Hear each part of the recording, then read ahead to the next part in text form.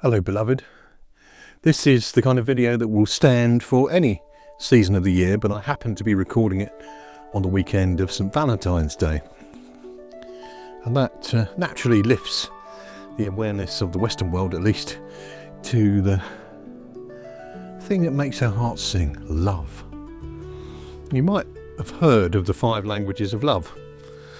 And the 5 languages of love include acts of service. So some people are really convinced that somebody else loves them because of the services, the kindnesses they do for them. Other people love to receive gifts. So that's a high maintenance, expensive form of language of love. One of my favourites is quality time. And I have a caveat on that, because Brian Tracy said something that really changed my life. I used to con myself that I was giving the kids quality time if I wasn't giving them quantity time. But he said, no, your children want quantity time. They don't care if you go to Disneyland or not. They want you. They want your attention. They want you to be there. Another way of saying it is presence. Some people feel loved if they have the presence of another. Not the presents, the gifts, the presence. And then there were words of affirmation. Some people need to hear that you love them. And what a privilege it is to say to somebody genuinely, I love you. And then there's the love language of physical touch. To feel that caress from someone who loves you. So I had a quick look at the site on the 5 languages of love, and I saw that they put trademarks next to those terms, and I thought, no, there's something wrong about this commercialization of stuff that, in a sense, we freely receive. My post here is provoked by a wonderful link from psychogeometrics, which I used to be a strong member of the community, and the community's changed as well. So they talked about on Valentine's Day psychogeometrics, but it went straight to another paid for test, and I thought, no, it's not really love, is it? You've got to pay for a test to understand your language of love or the shape of your love. So in the spirit of Sting's beautiful song, That's Not the Shape of My Heart, that's not the shape of my heart, I want to give you a Valentine's gift today of your love shape, and they're frames that frame our communication. And they may be things that embrace giving gifts or receiving gifts, give acts of service, quality time, words of affirmation, physical touch. But Dr. Susan Denninger, who really changed my life with psychogeometrics, is part of the shape of my own heart. So this is for you, Susan. There's 5 shapes to choose from, and I'm going to ask you not to proceed with the video until you make your choice of the 5. The good news is you use all 5, but you don't use them in the same order or frequency or quantity. A bit like the languages of love, really. I'm sure you do acts of service and receive gifts. I'm sure you do words of affirmation, and some of you do physical touch. Not everybody. And the quality time. So I'm going to ask you to choose between the box, and I mean a beautifully precise box which you have got your set square out for. This is the perfect box. It's as beautiful as graph paper. So is that the shape of your love? I hope Sting sees this. Shape of your heart. Triangle. Do you have more of a Toblerone shaped love, like a mountain? Points a bit. An apex. Apex is a good word, isn't it? Or is your love circle shaped, like the circle of life? Your circle of friends, your circle of influence? Or as you... This doesn't really fit the other shapes, so we've got box, triangle, circle, And then squiggle. So the squiggle doesn't have boundaries. It's this energetic shape. But some people's love is like that. Or is your love rectangular? So not quite the box, but a rectangle. So make a choice now.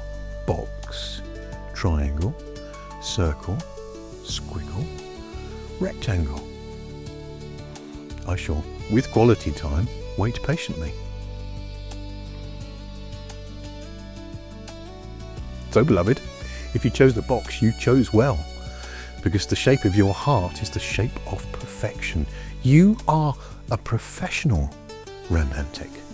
So the box is committed to detail. The delight is in the details. So if a box decides to cook a meal for you, a Valentine's dinner, the meal will be timed and cooked and chosen and blended to perfection. It's got to be perfect. Fairground Attraction said, and that's a theme song for the box. So I hope you've got a bit of a box in you where you really pay attention to detail so that you can have a quality time together. You'll dress well as well. Triangles, different energy. Triangles get to the point. I love you. And if I ever change your mind, or ever change my mind, you'll be the first to know. Triangles are energetic. They're superheroes. They're action focused. They're quite exciting when it comes to the shape of their heart. And there is a little snag, because if you are not in time or on time for your romantic liaison, they'll start without you. Fast. Circles. I'm sure circles do the language of physical touch. These are the people that don't take your lies as truth. If they ask you how you are and you say, fine, little hand comes out and touches your shoulder, between the shoulder and the elbow, the safe zone in the West. And he says, no, how are you? And you won't escape until you tell the truth. Circles are rich in emotional intelligence, rich in words of affirmation.